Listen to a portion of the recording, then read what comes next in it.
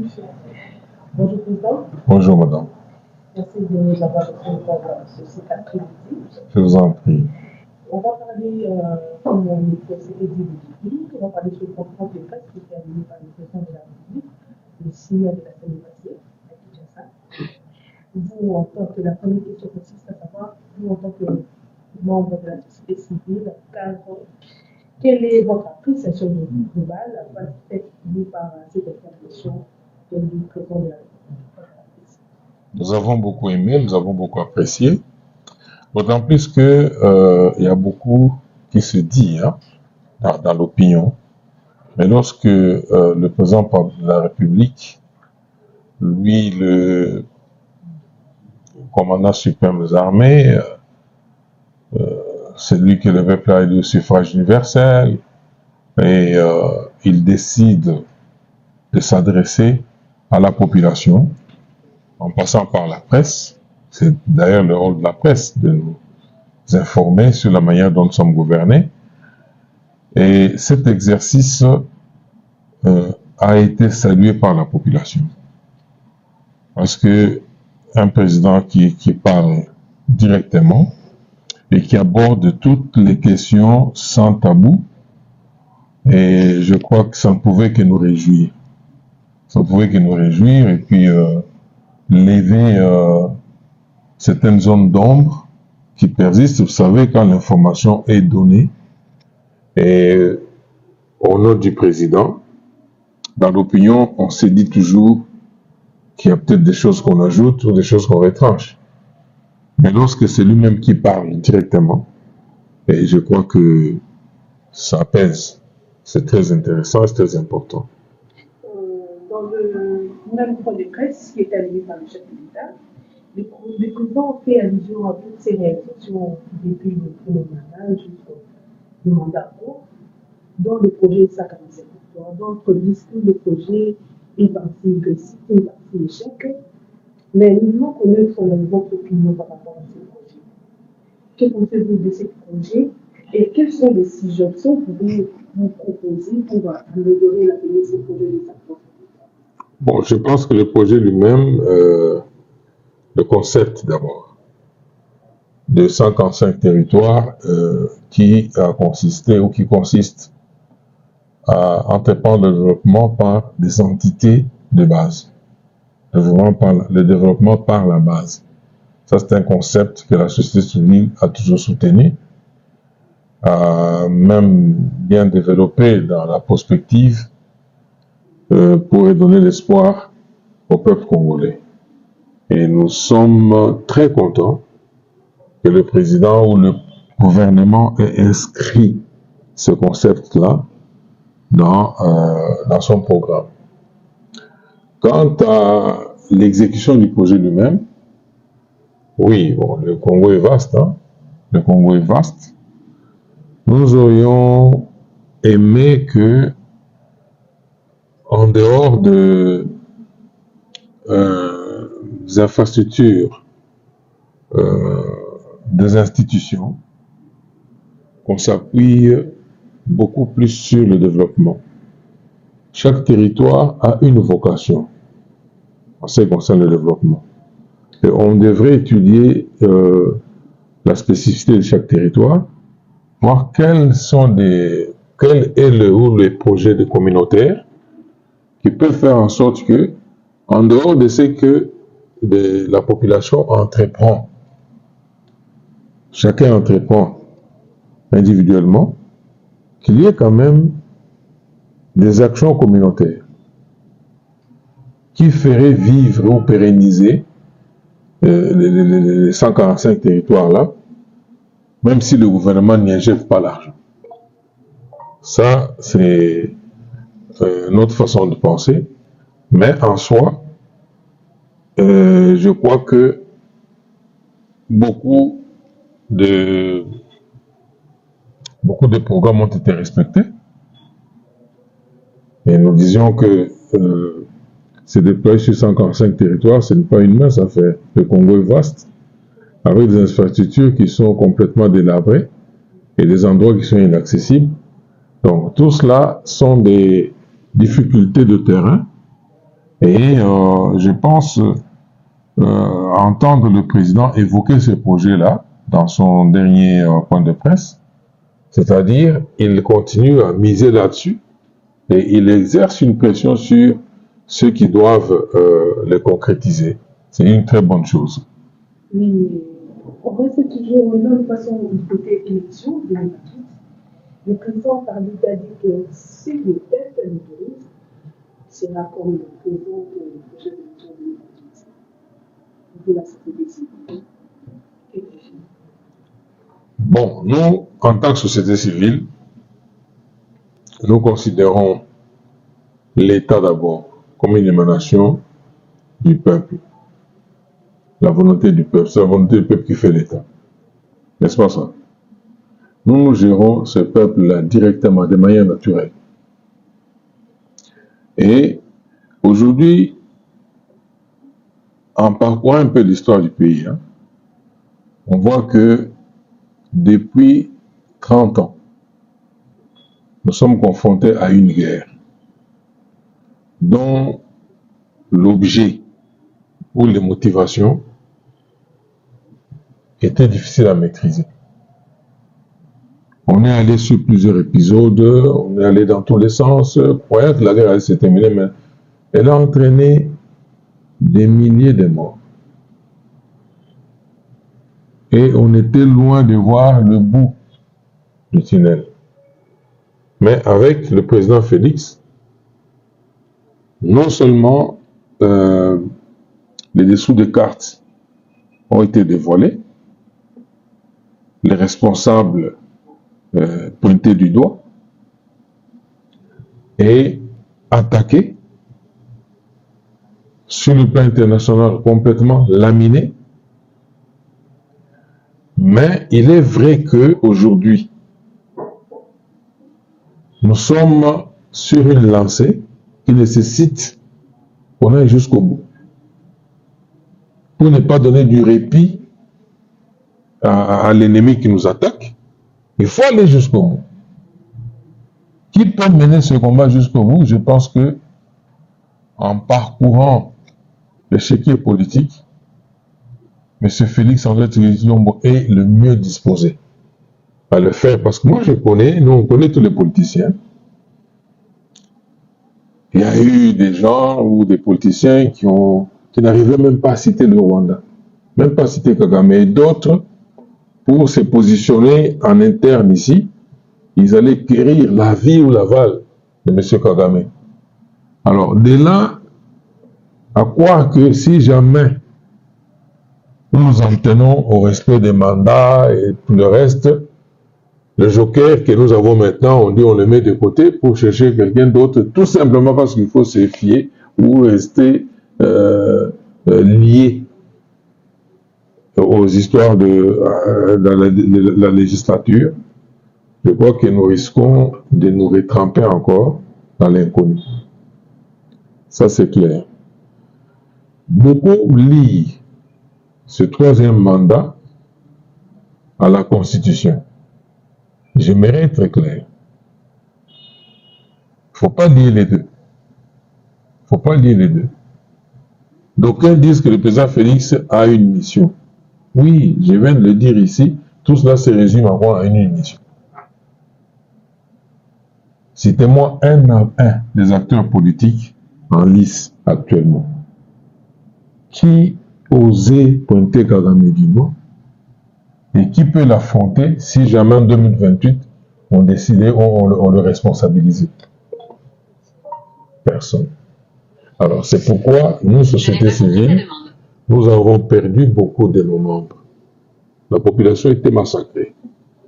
Lorsqu'on touche même à la dignité d'une communauté, c'est-à-dire on viole nos mamans, nos femmes, et voire même nos vieilles mamans, et des petits bébés, on les viole.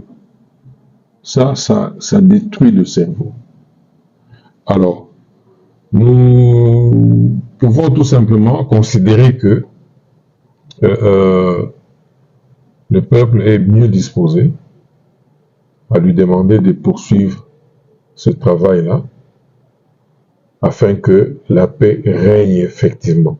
Ça, c'est juste sur l'aspect de la guerre. c'est l'aspect développement. Nous remontons l'histoire pour constater que, en un laps de temps, il a accompli, il a posé des actes qu'aucun autre n'a pu faire, n'a pu accomplir pendant une longue période. Donc, ça parle, oui. Mais à l'Assemblée nationale, le CNL, il analyse pour examiner la loi, les dépôts de loi qui étaient déposés pour la réforme. Vous pensez que les députés ont pensé que pour que le président puisse être élu pour une troisième fois, il faut passer à la référendum pour demander des avis du peuple. Vous pensez que ça ne sera pas possible? En tout cas, c'est prévu par la même constitution. La même constitution, elle prévoit les mécanismes pour sa modification et même aller au-delà. Le référendum, je crois que s'inscrit dans l'exercice même de la démocratie. C'est le souverain primaire qui vote, qui s'exprime. Pour des questions cruciales, quoi de plus normal que de recourir à ce même souverain primaire, recueillir son avis. S'il dit oui, tant mieux. S'il dit non, tant mieux. Mais refuser même d'aller le consulter, ce serait un acte antidémocratique. Parce que le souverain primaire reste souverain. Et il est primaire. Lorsque on veut trancher sur une question, on peut se présenter devant lui, il regarde, il dit en tout cas, on ne bouge pas la Constitution. Ça, on oublie. Rien n'est acquis. Mais on peut se présenter devant lui, il dit ok, on change, ou bien on modifie. C'est sa volonté que tous devront respecter. Oui, président, lors de sa dernière. Oui, mais le référendum est différent des élections. C'est une autre forme d'élection, mais c'est pas la même chose. C'est pas pareil.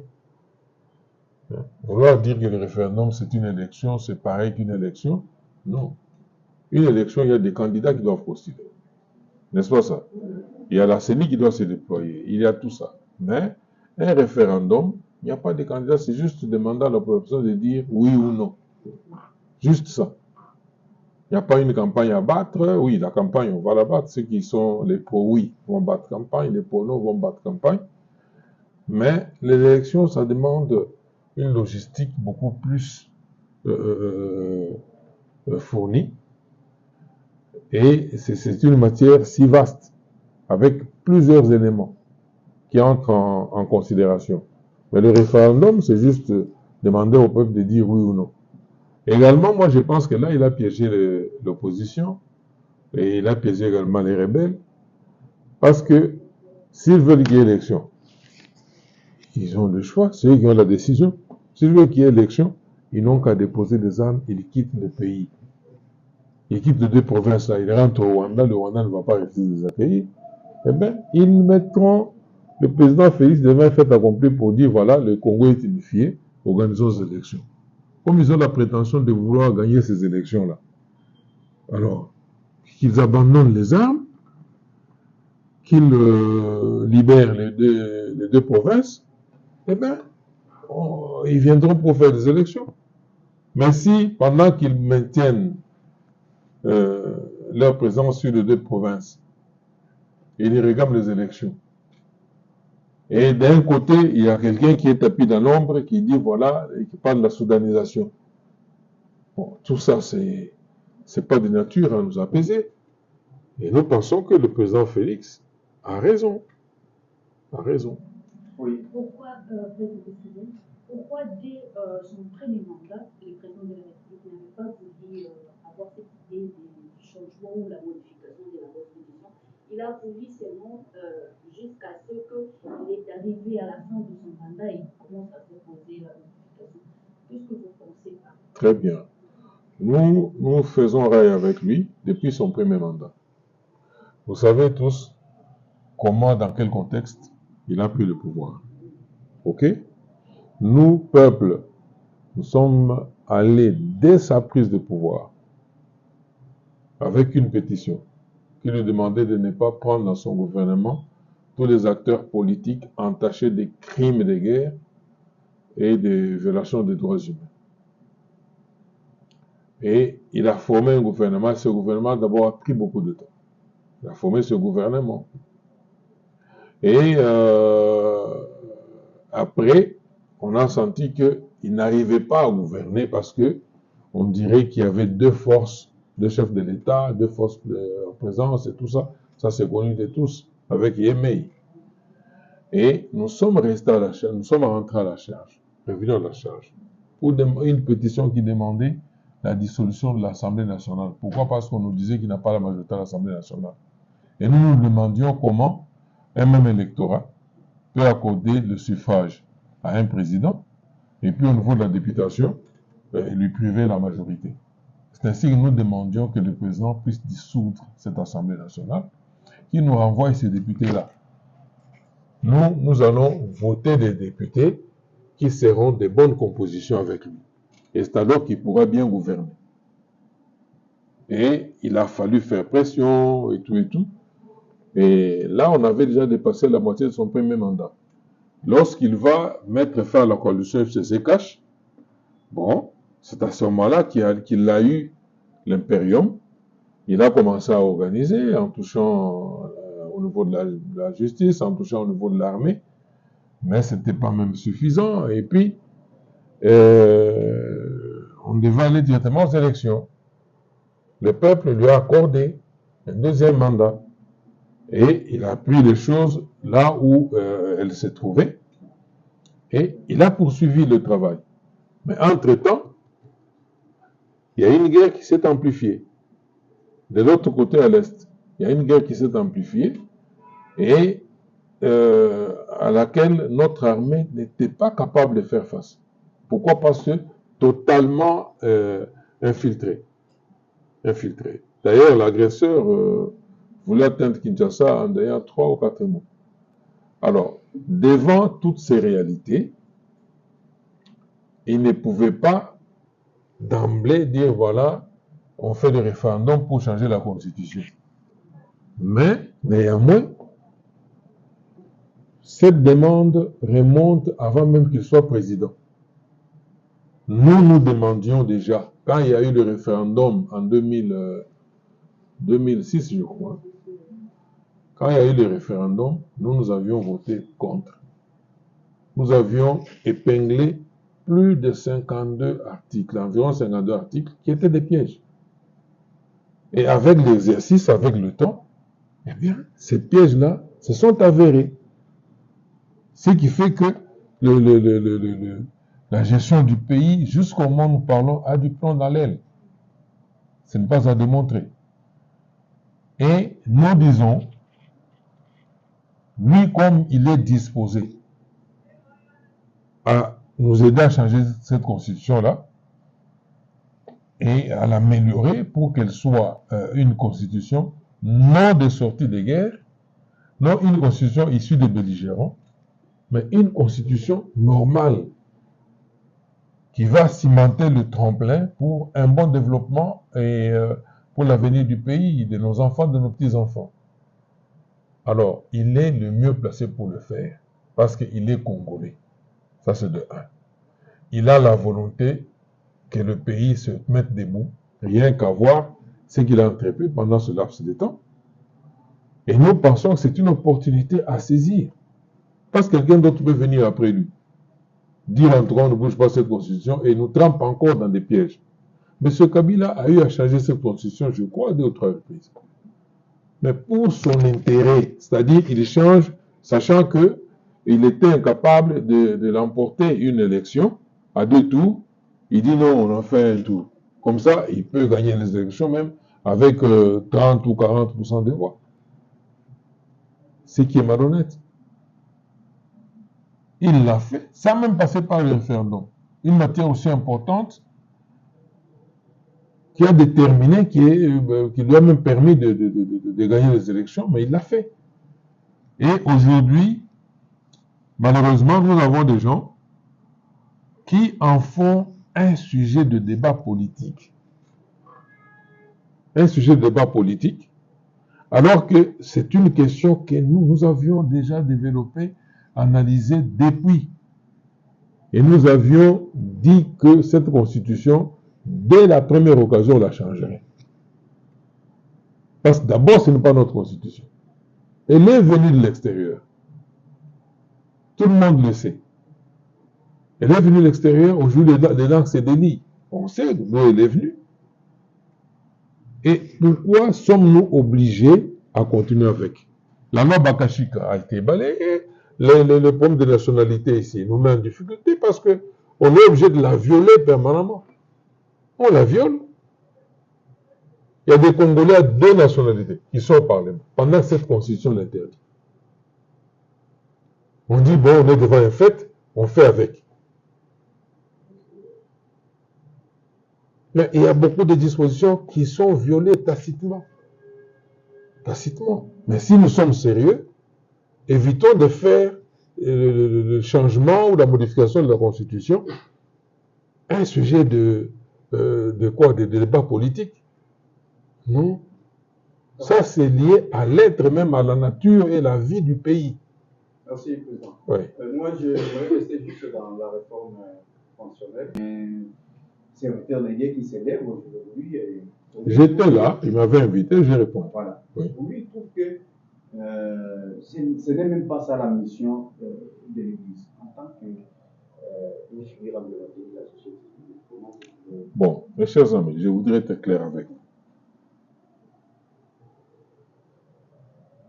L'occupation du Congo, c'est une entreprise mafieuse. Ceux qui ont contrôlé et géré le Congo pendant plus de 2 décennies, ce n'était pas pour nous développer. Sinon, nous serions développés.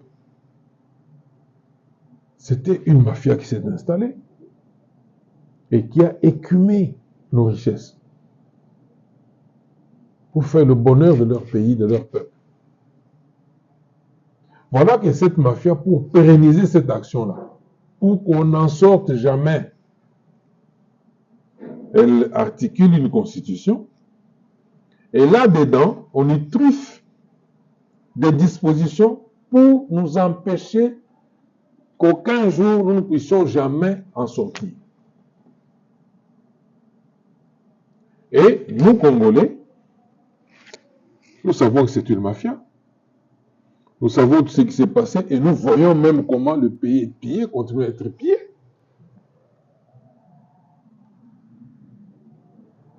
Nous allons prêter le flanc à ces mafieux-là en nous emprisonnant nous-mêmes. Nous avons un document qui ne nous sert pas du tout. Qui nous dit non, pour me bouger, donc vous ne pouvez pas me bouger. Moi, je dois rester comme ça. Et on doit vous soumettre, vous devez continuer à être pillé, à être chosifié. Et pendant qu'eux sont en train de s'apprêter à passer à la vitesse supérieure en parlant de la soudanisation du Congo. Et nous en sommes où? À dire, non, l'article 20 nous empêche. Tout ceci. En tout cas, le peuple est souverain. Le peuple est au-dessus de l'État. Sans le peuple, l'État ne pouvait même pas exister. Le peuple est au-dessus de la Constitution. Et devant des menaces, devant le péril, le peuple peut décider, il a la latitude de décider que voilà, je change cette histoire pour sortir de cette emprise. Et c'est pourquoi nous disons, ceux qui considèrent cette constitution-là ou le débat sur la constitution comme un débat politique, ils sont libres de le faire.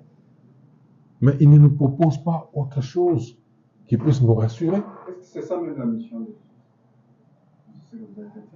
De deux, nous pensons que, en tant que peuple, nous avons subi, nous avons été humiliés. Aucun peuple ne peut digérer, ne peut supporter ça. Et nous en étions jusqu'à livrer, à nous sacrifier, parce qu'il fallait en sortir.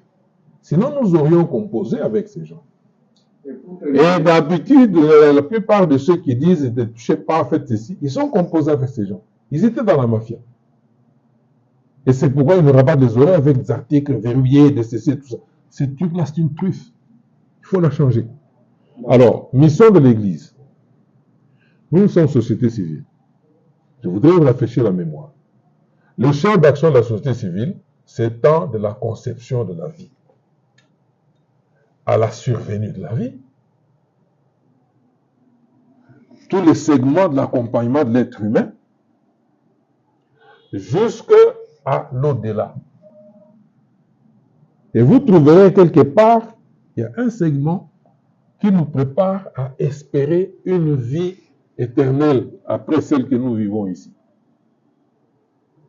Et qui nous entretiennent dans cet élan-là, dans cette dynamique-là, ce sont les églises. C'est-à-dire que les églises travaillent pour le présent et pour l'au-delà. OK? Et quand nous analysons la vocation des églises, vous trouverez que les églises ont cette vocation-là de faire en sorte que l'être humain puisse escompter avoir l'espérance de vie ici sur terre la plus longue possible. Mais en ayant l'accès à tous les droits qui lui sont dévolus. D'accord. Pour terminer, on a suivi, il y a des mouvements comme Philippe, Lucia, qui s'élèvent aujourd'hui, s'opposent contre tout changement ou religion comme ça. Ils sont instrumentalisés. Ils sont instrumentalisés. Le concept de mouvement citoyen. C'est moi qui ai créé le premier mouvement citoyen en 2002. On avait qu'à aller chez Notaire là-bas. Vous trouverez que on a eu un débat dans le cadre des synergies Congo Culture Développement, qui était affiché comme un mouvement citoyen. Et ce concept-là, même le notaire à l'époque a dit en tout cas, moi je ne signe pas. A fortiori, il va organiser un débat entre nous, nos juristes, et ses propres juristes, qui ont fini par agréer que les mouvements citoyens sont des mouvements d'effet qui ont droit de citer. Et quand j'étais en prison, lorsqu'on amène Yves Makwambala et Fred Baouma, le directeur Kabisa m'a dit, on a amené vos gens. Ah. Il dit, d'ailleurs, nous les avons envoyés au pavillon 1, là où vous êtes. Et j'arrive, je trouve deux jeunes gens là, complètement esquintés. Je les ai encadrés. Je les ai requinqués. Je leur ai donné le courage. Je leur ai expliqué ce que c'est un mouvement citoyen. Même au moment où certains de leurs avocats, croyant faire bien leur travail, ils risquaient de les mettre en difficulté parce qu'il y a des avocats qui venaient leur dire que vous n'avez pas de personnalité juridique, vous n'avez même pas les F92 et tout ça. Je leur ai dit, n'allez pas sur ce terrain-là. Les mouvements citoyens sont spontanés. Ils n'ont pas besoin d'avoir de personnalité juridique, ils n'ont pas besoin de... C'est comme ça.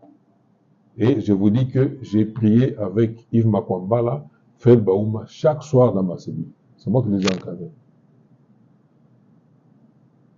Et jusqu'au jour où nous sommes sortis, nous avons été libérés le même jour et au même moment. Mais la seule difficulté est que aujourd'hui, Fred Baouma travaille pour Ebouteli. Ebouteli, c'est une ONG internationale. Allez-y comprendre. Et Filimbi. Bon. Peut-être une aile dissidente de Filimbi parce que Azuluni, il est au gouvernement. Il est de Filimbi, non? Il est au gouvernement. Alors, mais dire que les mouvements citoyens, ce sont nos jeunes. ils doivent nous suivre, nous, ce que nous pensons. Ils doivent considérer que le pays doit sortir de cette menace. Et c'est maintenant ou jamais.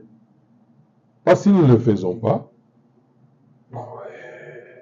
on ne sait pas ce qui adviendrait après. C'est notre obligation de changer, de remettre le pays sur les rails, de lui donner une constitution réellement valable pour des générations futures. Dernière question. Oui. Est-ce que si vous voulez, avec notamment l'Église catholique, qui était farouchement opposé au changement de la constitution et au troisième mandat de Kabila, qu'est-ce qui a changé entre-temps? Très bien, merci beaucoup. Je crois que j'ai été explicite, mais je voudrais l'être encore plus. Lorsque M. Kabila propose cette constitution, nous, avec, je cite, ou je parle sous le contrôle de Madame Maître Marie-Thérèse Landou. Je parle sous le contrôle de Pasteur Théodore Ngoï. Je parle sous le contrôle de Jean-Philippe Béa. Avec tant d'autres amis, nous avons analysé cette constitution, on a trouvé qu'on ne pouvait pas l'accepter au référendum. Mais nous n'avions pas la capacité logistique. Nous avons même demandé au gouvernement à l'époque de traduire cette constitution dans nos 4 langues pour que la population puisse s'en imprégner en allant voter, qu'elle sache que de quoi, qu'est-ce qu'elle choisit.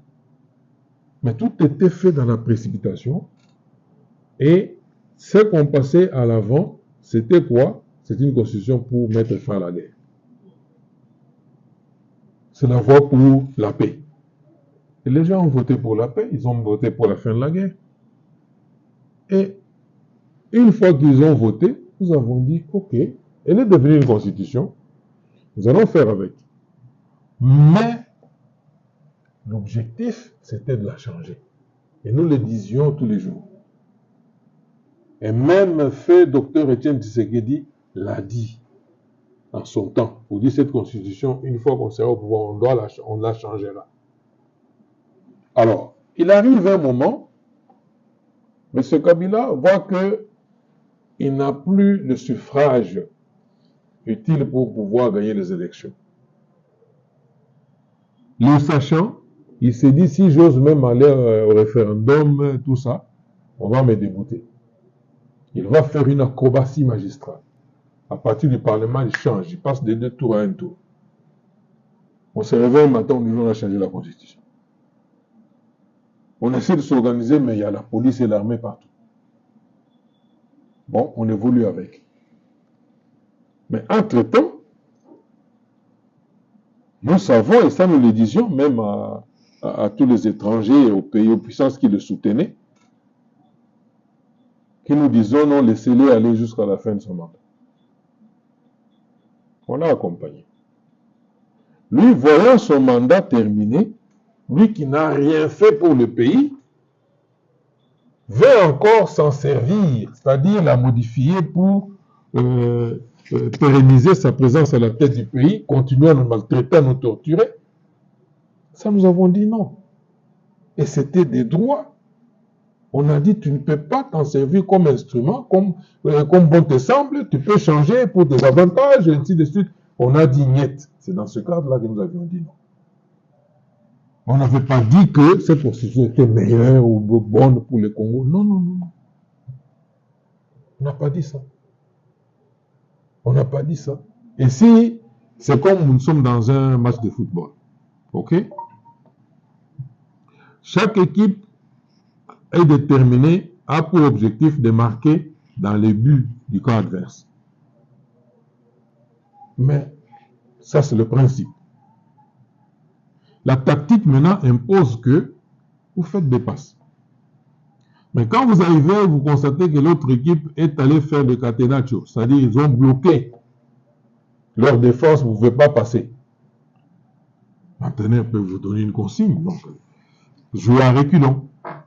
Vous jouez à reculons, comme ça l'autre équipe se dévoile, se déploie, et puis vous trouvez des astuces pour les marquer. C'est-à-dire les principes ont un caractère immuable, tandis que la tactique peut être adaptée au contexte. Ça, c'est parmi les leçons fondamentales en stratégie. Moi,